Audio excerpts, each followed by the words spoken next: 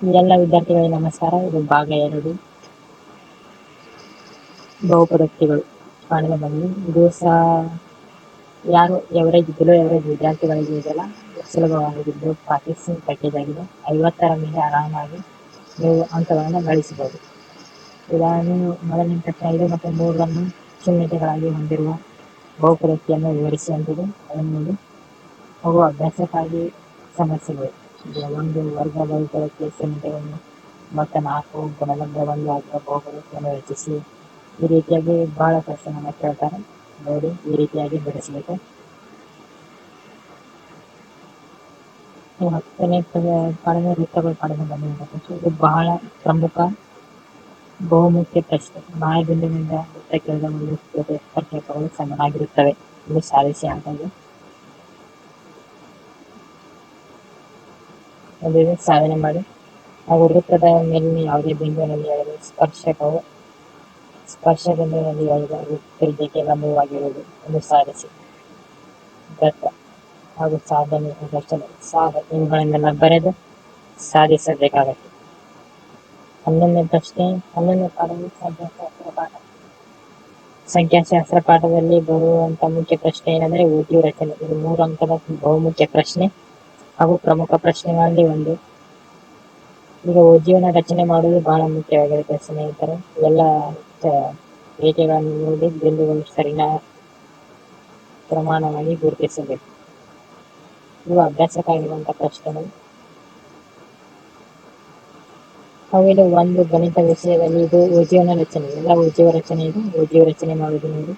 ಆಮೇಲೆ ಮಧ್ಯಾಂಕ, ಆವೃತ್ತಿ, ಸರಾಸರಿ, ರೂಢಿ ಬೆಲೆ, ಬಹುಲಕಗಳನ್ನು ಕಂಡುಹಿಡಿಯುವುದಾಗಿದೆ. ಇವೆಲ್ಲ ಸೂತ್ರದ ಮುಖಾಂತರ ಬಿಡಿಸಬೇಕಾಗುತ್ತೆ. ಸೂತ್ರ ಇಲ್ಲ ಅಂದ್ರೆ ಏನಾಗುವುದಿಲ್ಲ.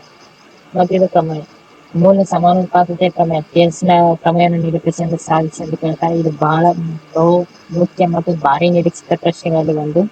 ಇದೇ ರೀತಿಯಾಗಿ ಬಿಡಿಸಬೇಕು. ಬಿಡಿಸಿದಾಗ ನಿಮಗೆ ಪೂರ್ಣವಾಗಿ 4 ಅಂಕಗಳು ದೊರೆಯುತ್ತವೆ ಸ್ನೇಹಿತರೆ. ಈ ಸಮರೂಪ ತ್ರಿಭುಜದ ವಿಸ್ತೀರ್ಣಗಳ ಅನುಪಾತ ಅವುಗಳ ಅನುರೂಪ ಬಾಹುಗಳ ವರ್ಗಕ್ಕೆ ಅನುಪಾತದ ಸಮನಾಗಿರುತ್ತದೆ ಎಂದು ಸಾಧಿಸಿ ಅಂತೀವಿ. ಇದನ್ನು ಸಾಧನೆ ಮಾಡಿ. ಇದೇ ಮುಖ್ಯವಾದ ಮತ್ತು ಬಹುಮುಖ್ಯವಾದ ಪ್ರಶ್ನೆಗಳಲ್ಲಿ ಒಂದು. ಇವೆಲ್ಲ ತ್ರಿಭುಜ ಪಾಠದಲ್ಲಿ 4 ಪ್ರಮುಖ ಪ್ರಮೇಯಗಳು ಬರುತ್ತವೆ. ಇಲ್ಲಿ ಅವೇ 4 ಪ್ರಮೇಯಗಳಿವೆ. ಇಷ್ಟು ನೀವು ಮಾಡಿದರೆ ನಿಮಗೆ ಪೂರ್ಣವಾಗಿ 4 ಅಂಕಗಳು ದೊರೆಯುತ್ತವೆ. ಇದು 2 ತ್ರಿಭುಜದ ಸಮಕೋನೀಯಗಳಾಗಿದ್ದರೆ ಅನುರೂಪ ಕೋನವು ಸಮಾನಾಂತರದಲ್ಲಿರುತ್ತವೆ ಎಂದು ಸಾಧಿಸಿದೆ. ಇದನ್ನು ಸಾಧನೆ ಮಾಡಬೇಕು. ಸಾಧನೆಯಲ್ಲಿ ದತ್ತ, ಸಾಧನೆಯ ರಚನೆ, ಸಾಧನೆ ಮತ್ತು ಚಿತ್ರ ಬಹಳ ಮುಖ್ಯವಾದದ್ದು. ಅದಾದ ಮೇಲೆ ಕೊನೆಯಲ್ಲಿ ಆದ್ದರಿಂದ ಪ್ರಮೇಯ ಸಾಧಿಸಿ ಅಂತ ಬರೀಬೇಕು. ಇವು ಗಣಿತದಲ್ಲಿ ಬರುವಂತಹ ಮುಖ್ಯವಾದ ಹೇಳಿಕೆಗಳು, ನಿರೂಪಣೆಗಳು ಮತ್ತು ಸೂತ್ರಗಳು ನೋಡಿ. ಪೈಥಾಗೋರಸ್ನ ಪ್ರಮೇಯ ಹೇಳಿಕೆ, ಮೂಲ ಸಮಾನುಪಾತದ ಹೇಳಿಕೆ, ಯೂಕ್ಲಿಡ್ನ ಸೂತ್ರ, ಅಂಕಗಣಿತದ ಮೂಲ ಪ್ರಮೇಯ ಹೇಳಿಕೆ, ಸಮಾಂತರ ಶ್ರೇಣಿಯ ನಿರೂಪಿಸಿ, ವೃತ್ತದ ಸ್ಪರ್ಶಕಗಳನ್ನು ವ್ಯಾಖ್ಯಾನಿಸಿ ಮತ್ತು ವೃತ್ತದ ಛೇದಕವನ್ನು ವ್ಯಾಖ್ಯಾನಿಸಿ ಅಂತಿದೆ.